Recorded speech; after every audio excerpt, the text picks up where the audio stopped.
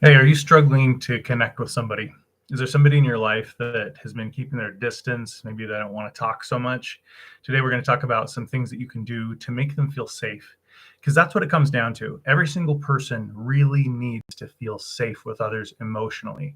People want to know that when they open up and share with you, they're not going to get their feelings hurt. They're not going to have their soul crushed. And sometimes it's easy to do that without even knowing that we're doing it. Every single person needs to feel like they were heard, they were understood, and they were cared about. Those three things.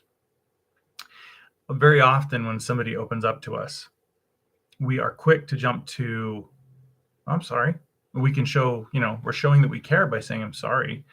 But sometimes people need more than that. Sometimes they need us to take the time to explore with them how the experience was. So if somebody drops a bombshell on you, you want to show like, whoa, this is huge. Like, I'm aware person, like, you just said this big thing, and holy cow, that's this impacts me. But if we're trying to show them that we're caring and we're looking them in the eyes, we're appropriate nonverbals, nodding if they say something that, showing that we're hearing them, that is really powerful. The power of our presence, just being willing to listen, is very important. But sometimes it might not be enough. We might be able to say, like, well, I'm really sorry with what you just went through right there. But if we don't ask any questions, if we don't have any follow up, they might feel like, oh, they don't really care to hear me. And so, as someone brings something up, it's good to just help them expand and explore that. And sometimes all you have to say is, dang, that sounds really hard. Can you tell me more? Now, one of the problems we run into sometimes is we might have had a role to play in the situation. And we are looking at it from our perspective, they're looking at it from their perspective. And we're thinking, but they're not seeing the whole story.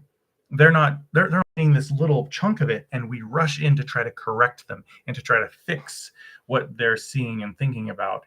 And that's a problem because that immediately makes someone feel shut down.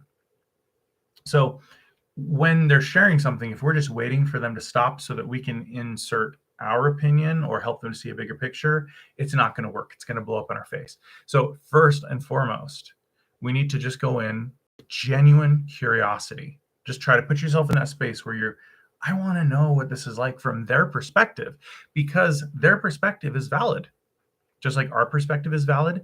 But here's the thing, they might be focusing on this much of the truth.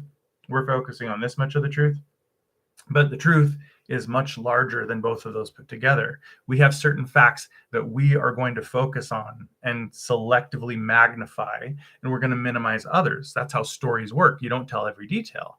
You magnify some, you minimize others. They're going to magnify the stuff that meant something to them. And you might think, hey, in context, this isn't such a big deal, but it's a huge deal for them. And so we need to say to ourselves constantly in that state of curiosity, what was that like for them? If I had been seeing the world through their eyes and feeling this experience, what would it have been like for them? Doing that is kind of hard, honestly. Doing that can take a lot of energy. It can be very, very difficult to take yourself out of your normal way of seeing the world and put you into theirs. But it's worth practicing. And you can practice this on your own too. You don't always have to be doing it in the moment. You could practice before you get into there going, I'm going to imagine that I am a 16-year-old in Mumbai. What is my life like? What do my parents do? Reading books can be helpful for that. But anyway, point is, we're trying to get into their worldview to understand. And when they're telling us stuff, we're curious. We're showing that we care. We're asking, can you tell me more about like that? What did that feel like? What was the worst part of that for you? What was it like afterwards? How do you feel like this impacted you? What sort of impact did this have on the way that you see the world? Do you feel like you're a different person now because of all this? If we can go in and show we care with curiosity, that's one of the big things that's going to help them first know, like, okay, they seem to care enough. They're asking me questions. They really want to know. Because sometimes we feel like, maybe they don't want to hear this. Maybe this is too hard. If I share this with them, maybe they can't handle it. And if we're willing to go to those dark places with them, If we're willing to go on that journey, that builds a lot of trust. Now, sometimes we don't want to. We don't want to have to hear horrible stories.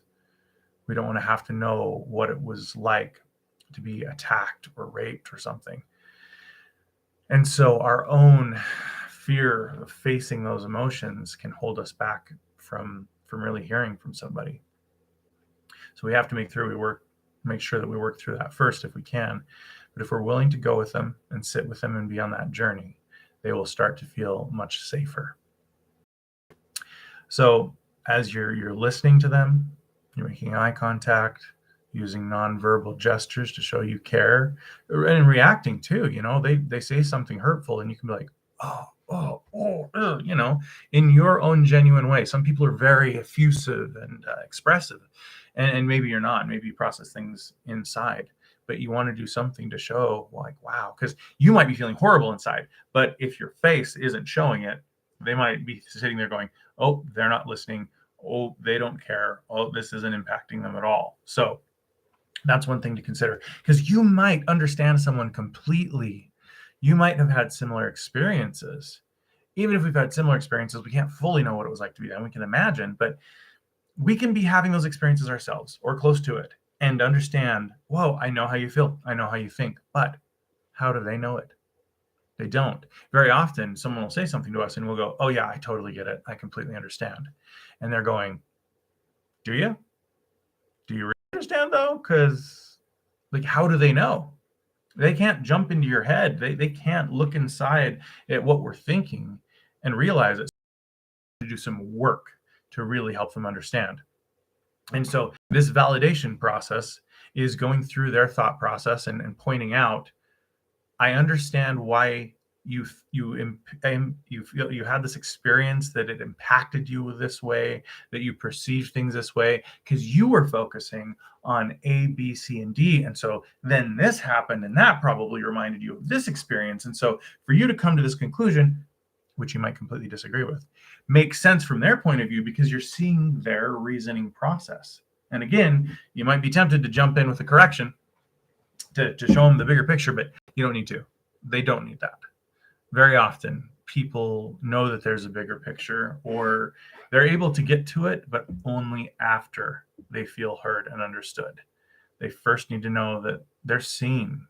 We're helping people to feel visible, truly.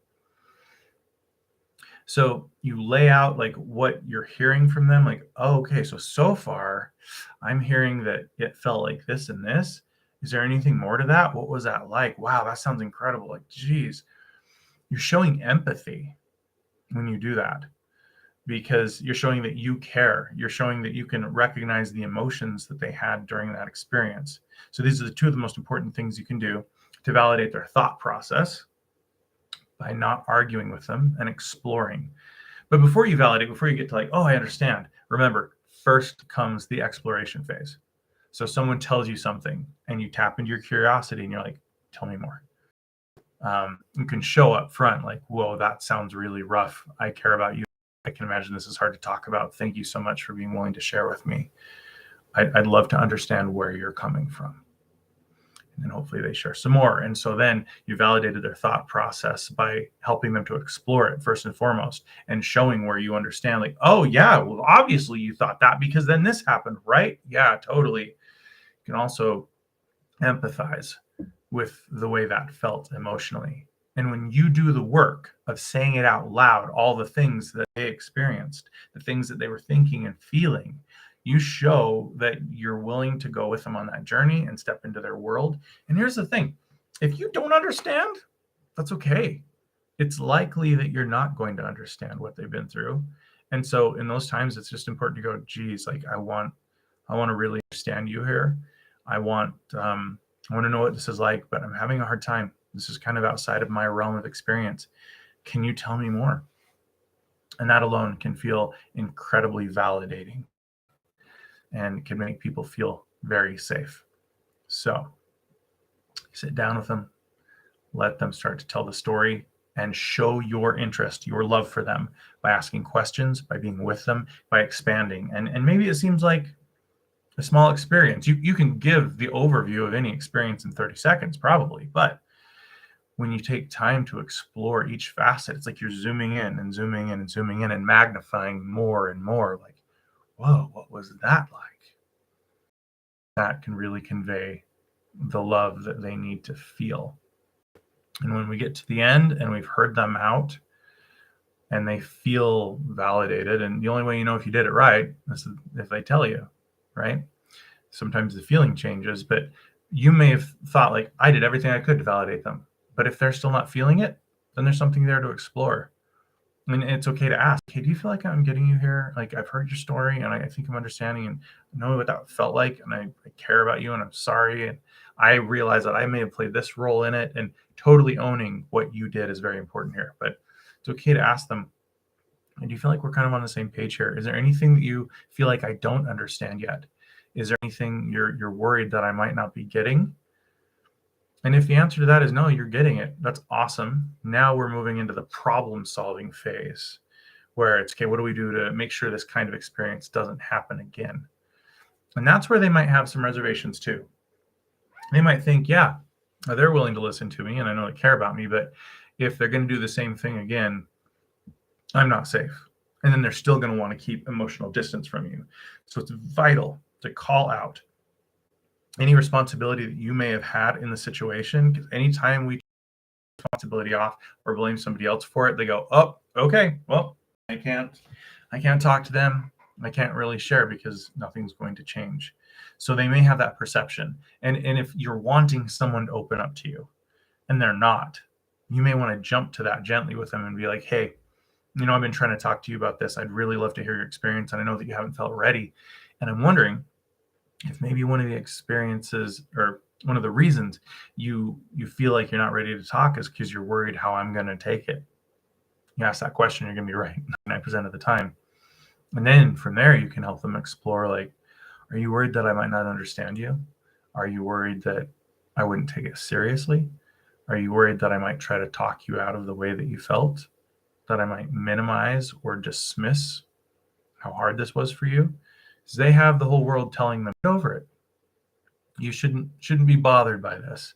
And that is incredibly damaging and painful, and they don't want to hear it from somebody that they care about. And so, one of those other ones is, are you worried that after you tell me, you'll just feel like so vulnerable and I won't show you that I understand? Are you worried that you'll tell me all this and then I won't do anything about it? Because that could be really, really painful if they're willing to be vulnerable enough with you to say all of this stuff. And then if you're not willing to do something differently about it, if you're not willing to make a change based on it, then they've just shared their deepest needs with you and you've gone, this doesn't really matter to me. It's not important enough for me to change. And that can feel like an incredibly painful betrayal. It kind of is. If we're not willing to meet someone's needs that we care about and it's just and right, yeah, that's painful. So these are a couple of the principles that I think everybody needs to understand. So show genuine curiosity. The validation phase is just listening to them, expanding on it. If they say something, don't just take that at face value. Say, can you tell me more? Let's take that and zoom in. They may say, I saw a tree yesterday, and you go, oh, cool, you saw a tree. And that could be it. And you can move on, and they can be like, oh, they don't really care about the tree that I saw. But if you're like, hey, what kind was it? It was an ash tree. Oh, that's interesting. Which kind, blue ash, actually. Cool. What was it like? How did it make you feel? Why did you bring that up now? You must really like trees. You see, you're zooming in and exploring each aspect of it. And you want to keep going. And sometimes it may feel like you're doing too much. But follow your instinct on that and let them do leading. And if they're still being reluctant to talk, you can ask them. You feeling any reluctancy to talk to me right now? But again, willing to go on the journey with them, ask the questions, be genuinely curious, want to know what it's like from their perspective. And if you feel any shame because you were involved in it somehow, that's a whole other video, but to work through that and forgive yourself enough to be able to just listen and be totally focused, show that you care with genuine empathy, respond in a way verbally and non-verbally that shows you're listening and you really care about them, and show a willingness to make any changes that need to be made. And after they've shared their side, then and only then, if they don't feel like you're trying to shut them down, that's when you can start to share your perspective on it. But you may have to preface that with, I'm not trying to change your mind. Your experience was yours. It was valid.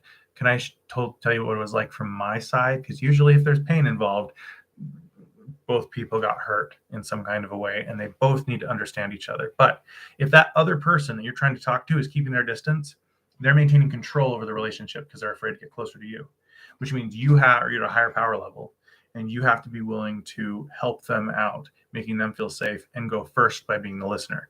Your grievance is just as valid as them. Your experience is just as valid as theirs, but you can't jump in trying to make them see yours first. You've got to go first. You've got to lead and be the example, especially if there's a power differential there. If you're a parent talking to a child, you have to take a lot of that burden on yourself. So I hope this helps. Let me know if you have any questions, and I will see you next time.